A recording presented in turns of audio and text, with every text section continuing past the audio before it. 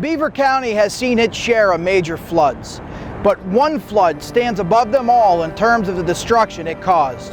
That's why many longtime residents will still remember the 1936 St. Patrick's Day flood.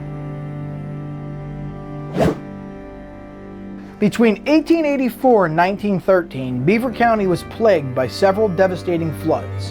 The 1884 flood ripped 3 bridges from their piers and wrecked a 4th. The 1907 flood was deadly, claiming over a dozen victims from our county. In 1913, a springtime flood essentially wiped out what was left of Rochester's waterfront business district. All of those floods have their place in history, but not one of them could match what local people would experience in March 1936.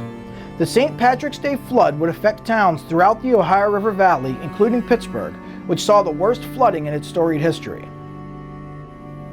In Beaver County, the story of the flood begins in the winter, when a nasty cold snap caused one of the worst ice gorges in memory. The ice gorge was worst near Vanport, where the Army Corps of Engineers braved temperatures as low as -15 degrees Fahrenheit to dynamite the ice.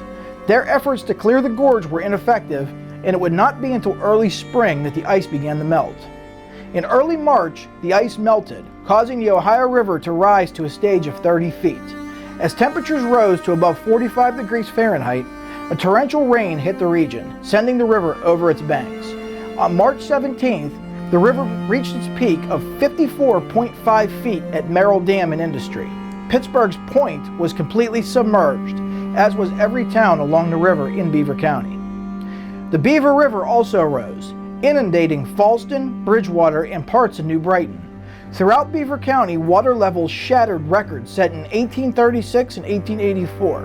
Thousands of homes were destroyed, and all told, 69 Western Pennsylvania residents lost their lives in the flood. Total damage was estimated at $250 million, including over $30 million in Beaver County. Since that time, river improvements have prevented further major floods. However, for those who experienced the 1936 St. Patrick's Day flood, it was something they will never forget.